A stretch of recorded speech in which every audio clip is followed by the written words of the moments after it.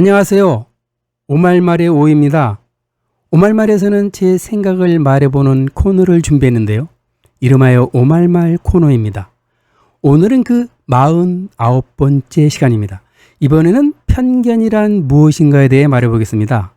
편견이라는 것은 상대방이 어느 특정 집단에 속한 사람이라는 이유만으로 상대방을 평가하는 태도로서 부정적인 특성을 가집니다. 편견은 다양한 구성원들로 이루어진 사회에서 자주 나타나고요.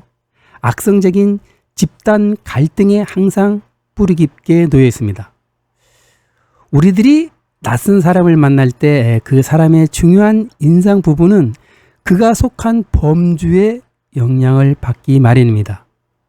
이와 같은 범주와 처리는 상대방의 행동이 상대방의 범주로부터 유신한 것과 맞는지를 판단하는 방식으로서요, 매우 효율적이지만 부작용도 따르기 마련이죠.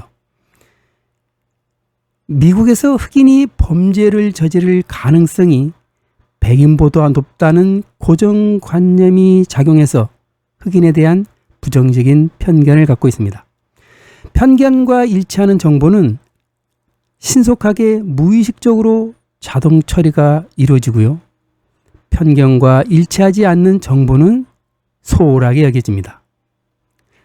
부모가 지나치게 엄격한 규율로 강요하고 기존의 권위에 무조건 동조하기를 강요당한 아동들은 좌절을 겪게 됩니다. 이렇게 자란 사람들은 자신들보다 약한 사람들을 공격하는 권위주의 성격을 갖게 되는데요. 권위주의 성향이 높은 사람들은 소수 집단에 대한 우월 의식이 높고요. 상대방을 파악할 때 그 사람 개인을 파악하지 않습니다.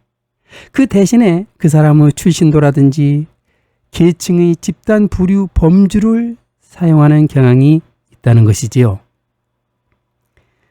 집단에 대한 편견이 개인의 성격 때문만은 아니라는 연구가 발표됐습니다.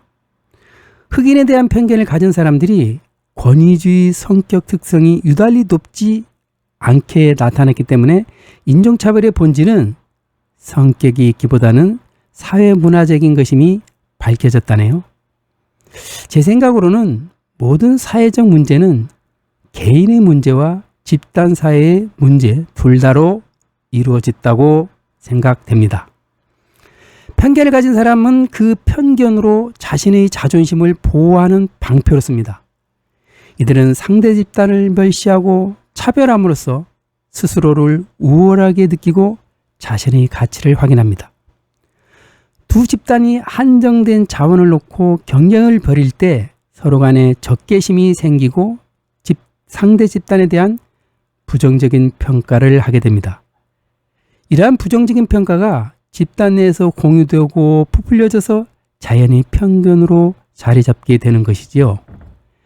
상대 집단에 대한 적개심은 개인적인 수준보다 집단적인 수준에서 느끼는 박탈감이 클수록 더욱 크게 영향을 받게 됩니다. 유아는 성장하면서 공식적으로 비공식적으로 학습 과정을 거치는데요. 이렇게 습득되는 지식 중에 편견이나 고정관념이 포함됩니다. 아동들은 부모가 지닌 가치관을 자기 것으로 내재화하는 경향이 강하다고 하는데요. 아동의 사회와 가정에서 부모 형제가 차지하는 역할이 못지않게 중요한 역을 맡게 되는 것이 방송 매체와 인터넷입니다. 결국 언론에서 어느 특정 집단에 대해 어떻게 다루느냐에 따라 사람들은 편견으로 고착화되는 경향이 있다는 것이지요. 과학적인 연구라는 것에도 매우 편향된 형태를 취하고 있습니다. 첫째로 자료 수집에서부터 편향성을 보입니다. 과학적 연구 결과에 딱 맞는 자료를 찾는 경향이 강하다는 것이죠. 둘째로 자료의 해석상에서 편향성을 나타내고요. 애매모호한 정보가 있을 때 이를 기대에 걸맞는 것으로 해석하는 것입니다. 셋째로 편향성을 가지고 기억한다는 것이죠. 기대와 부응하는 사건의 발생 빈도를 과다하게 평가합니다. 심지어 사람들은 자신들의 기억을 고정관념에 맞춰 재구성하기도 합니다. 어느 집단이 특정 집단에 대해 편견적인 태도를 취하는 것은 용인될 뿐만 아니라 조장되는 면도 강합니다. 집단에 어긋나는 행동은 집단에서 따돌림을 당할 수 있기 때문에 집단에 동조할 수밖에 없다는 것이지요. 지금까지 편견이란 무엇인가에 관해 제 생각을 얘기해 봤습니다. 이상 오말마레오였습니다. 안녕히 계세요.